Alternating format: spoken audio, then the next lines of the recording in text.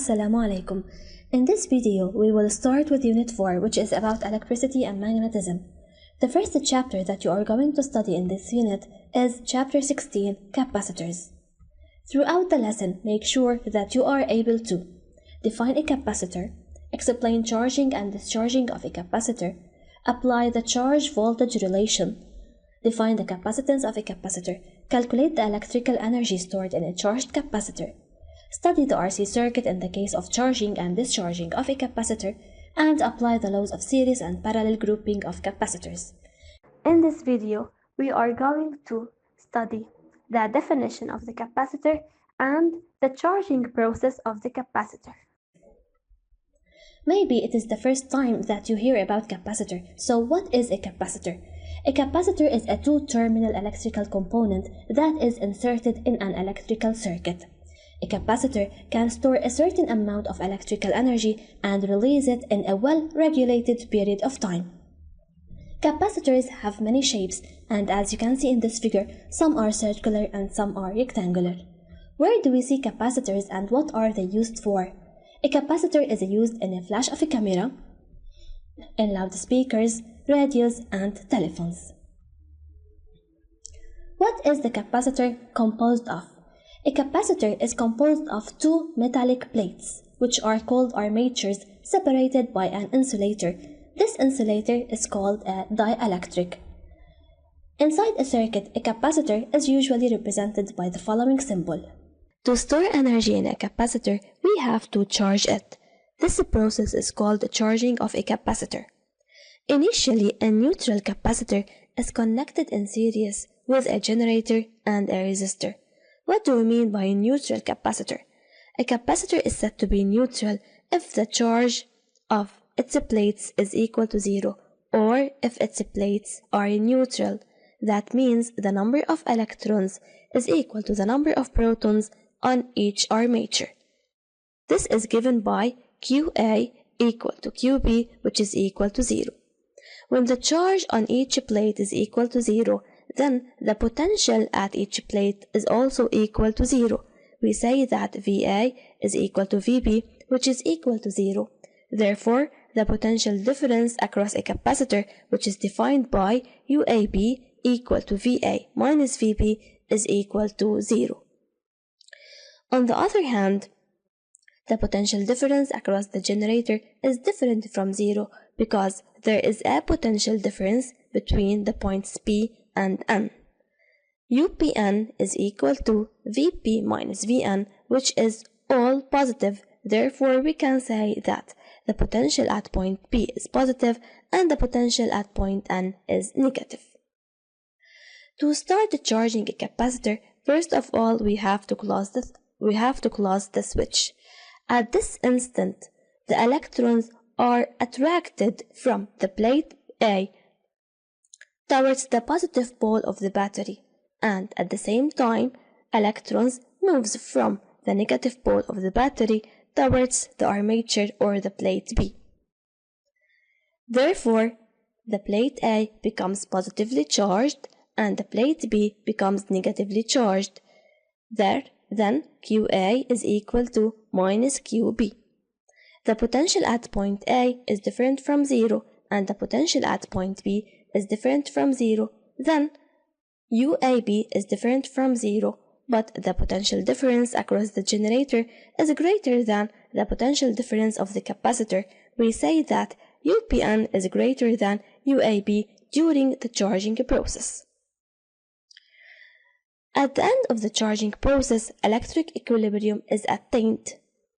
Then the charge or the voltage of the capacitor will be equal to the voltage of the generator, and electrons will no more circulate inside the circuit. Therefore, the current will be equal to 0. Let us now sum up the charging process. In the charging process, a capacitor should be connected in series with a generator and a resistor. Then we have to close the switch K at point 1.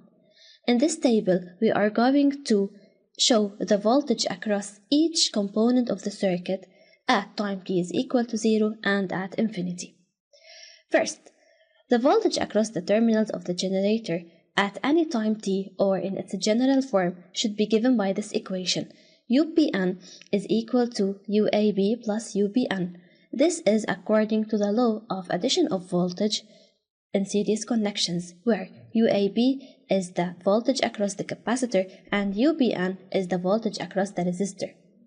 At time t is equal to 0, the voltage across the generator is equal to E, which is equal to the EMF of the generator, same as at time t is equal to infinity, which is at the end of the charging process. The voltage across the terminals of the capacitor, which is given by UC is equal to UAB, is equal to 0 at time t is equal to 0, and it is equal to E at time t is equal to infinity, because at the end of the charging process, the capacitor is fully charged. The voltage across the terminals of the resistor, which is given by UR is equal to UBN at time t equal to 0, is given by E, because if we substitute in this equation at time t equal to 0 the voltages of the generator and the capacitor, we will get E is equal to 0 plus UBN, then UBN is equal to E. At the end of the charging process, the voltage across the resistor will be equal to 0. If we want to calculate the current, the intensity of the current inside the circuit during the charging process, then we have to use Ohm's law. Ohm's law is given by I is equal to UR divided by R. At time t equal to 0, we have to substitute the voltage across the resistor, which is equal to E. Then, at time t is equal to 0, the current is given by E divided by R. Whereas at time t is equal to infinity, or at the end of the charging, the current is equal to 0. Now we are going to solve the following application. In this application, which is application 1, we have a resistor which is connected in series with a capacitor and with a generator. The resistor is equal to 10 ohm, the EMF of the generator is equal to 12 volts, and at time t equal to 0, the switch is on 1, then the capacitor is undergoing charging process. Part 1. At instant t equal to 0 seconds, indicate UC, which is equal to UAB. Part B. Calculate the intensity of the current I. In Part 2, at an instant t, UC is equal to 7 volts, I have to calculate UR, then I have to deduce the intensity of the current inside the circuit. The capacitor becomes fully charged in Part 3, then we have to calculate I and UAB. In Part 1, Part A, UC is equal to 0 because at the beginning of the charging, the voltage is equal to 0. In Part B, the intensity of the current can be calculated using the following formula, as we said in the previous slide. I is equal to E over R, which is equal to 1.2 amperes. In Part 2, we have to calculate the voltage across the resistor if the voltage across the capacitor is equal to 7 volts. Then, using the law of addition of voltage in series connections, we will get that UBN, which is the voltage across the resistor, is equal to the voltage across the generator minus the voltage of the capacitor. It will give 5 volts. In Part B, we have to deduce the intensity of the current at this instant. We have to use Ohm's law, which gives I is equal to UR divided by R, which is equal to 0.5 amperes. In the last part, the capacitor becomes fully charged, then I is equal to 0, and the capacitor is fully charged, then its voltage is equal to 12 volts. Watch the second video to learn how a capacitor discharges.